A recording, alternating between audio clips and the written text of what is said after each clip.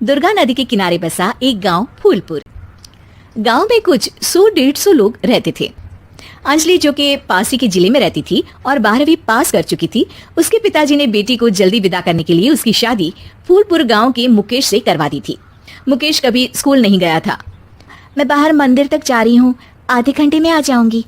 अरे अभी कहीं जाने की जरूरत नहीं है, चुपचाप जाके रसोई में रात के खाने की तैयारी करो। और ये घूंघट क्यों हटा लिया है तुमने? क्या पता नहीं कि इस गांव में औरतें बिना घूंघट के नहीं रहती। रात में अंजलि छत पर जाकर अपनी मम्मी से बात कर रही होती है। तभी गांव की 3-4 औरतें उसे देख लेती है और दरवाजे पर आकर उसकी सास से शिकायत करने लगती है। और क्या हुआ? अरे छत पे तो देखो, आपकी बहू मटक मटक के किसी से फोन पर बात कर रही है। दिन भर फोन पे लगी रहती है। अरे कल तो मंदिर के पास वो क्या कहते हैं, सेल्फी ले रही थी।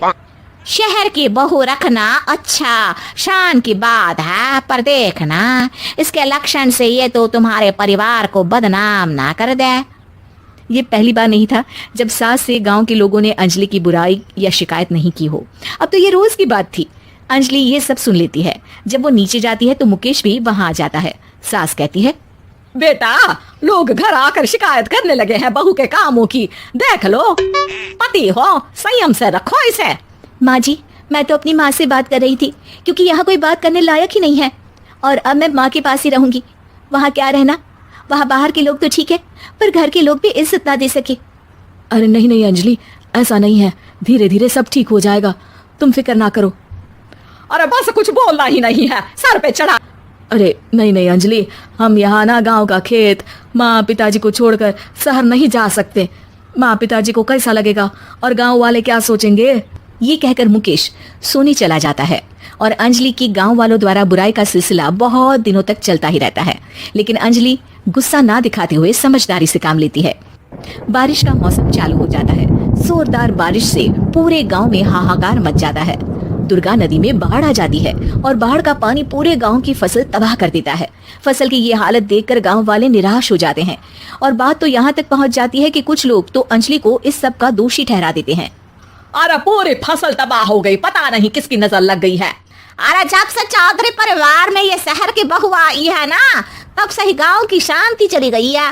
इसके कर्म कांड से माँ दुर्गा नदी भी खुश नहीं है।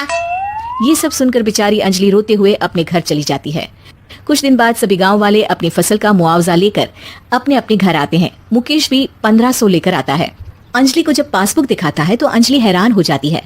अरे, ये पासबुक में तो उन्होंने 4000 की एंट्री करी है और आपको सिर्फ 1500 दिए। सच में?